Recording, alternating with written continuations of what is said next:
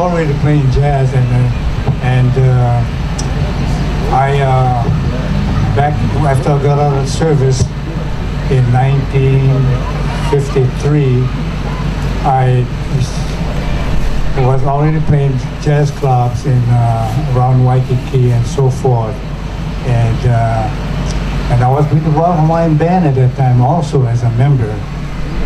In fact, I retired from that band. But after 2 years in the Royal Hawaiian Band, I wasn't satisfied yet, because I wanted to go do my jazz thing. Like I say, it was an addiction. I said, wow, I want to play, improvisation.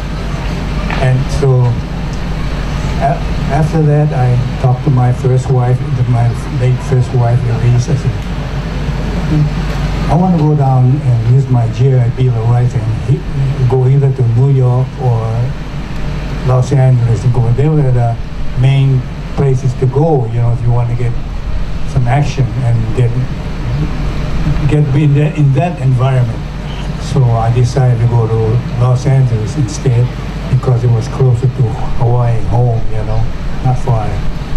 And then I enrolled at the Los Angeles City College. They had a jazz curriculum there, so it was great.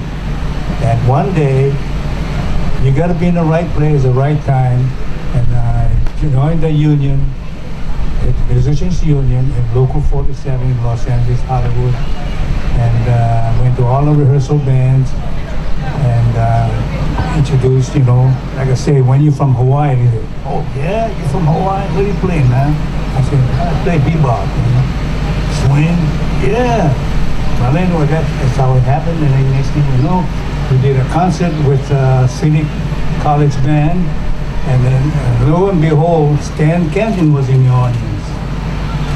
You see, that's luck, you know what I mean? So, and he liked what he heard, and I had a couple of solos with the jazz orchestra at the LA City College Band. And then when Lenny Niehaus was in the band, Lenny Niehaus does all Clint Eastwood movie soundtrack now.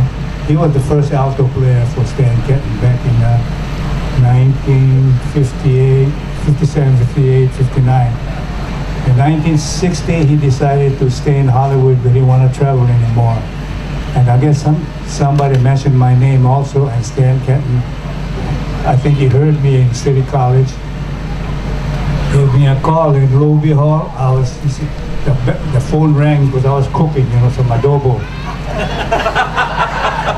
And my wife, and I was cooking in the kitchen, and the phone rang, and I said, hello? I said, hello, is this Gabe Baltazar? I said, I know he said, Gabriel Baltazar. I said, yes.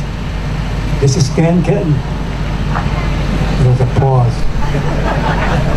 Well, that was one of my really, my idol, because even when I was a kid, I saw his band in Hawaii Theater, the short subject before the movie starts, Stan Kenton. So anyway, I heard that band, I said, gee. Well, anyway, and then I said, yes, Stan, what do you want? What can I do for you? He says, are you available? I said, well, I was working with a commercial band, society band. It was called, if you remember, this band called Russ Morgan.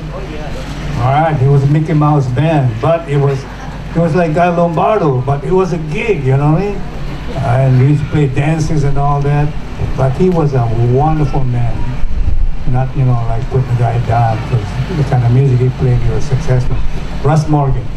And then I said, Stan, I'm always working, he says, well, give me a call when you let me know, think about it. And then I hung up, and I was in shock, and my wife said, who was that, Dave? I said, it was Stan Kenton. What? What do you want? He said, he wanted me to join the band. I said, I know, and what do you say? She says, I don't know. I'm a typical local boy, Shame, man, hula hila. So, then next thing you know, he said, you better call him, but that's one of your favorite bands, And it's an opportunity, because Lenny Niehaus left the band, and he's in Hollywood now. I called back Stan and I said, yeah, Stan, I would like to join your band. And that's how it started. And you know, you gotta be in the right place, right time, and you gotta be ready when it happens. And he told me, come on down, and we go down on Melrose. There was a studio on Melrose in Hollywood or something. And we auditioned, but there was other alto players too, you know. And they were named, I don't want to mention their names. And then, like I say, they asked me where you from after they played that little Bill Holman chart called What's New. Oh, it was kind of not easy to read, but my reading was good because going through McKinley High School, the band, I played all those marches on clarinet, so my reading was pretty good, you know, for a jazz player. So I played it with flying colors, and then he said, where you from? I said, Hawaii. Hawaii. Like I say, you're lucky you come from Hawaii, right? It's a novelty. So where did you learn to play like that? I said, oh, my father and all the people in Hawaii, the musicians, we all listen to jazz. Charlie Parker, Sonny Rollins, all that. We listen to that. Matter of fact, Johnny Griffin was stationed in Schofield, one of the top jazz players, and he was with Art Blakey and all those groups, you know. I said, oh yeah, well, that's good. So would you like the job? I said, yeah. So there you go. I had 4 years and 17 albums with the band because it was the right time and I had a lot of exposure, which was great, you know. And we did West Side Story and he won a Grammy and all these albums and whatnot. We recorded with Nat King Cole and I got Capitol Records, you know, in Hollywood. And so be it, and that's what happened. You gotta go, you know. I said, I gotta go. I said, before I go to Royal Land Band. And when I came back, I went back in the band. And I retired, and that was wonderful.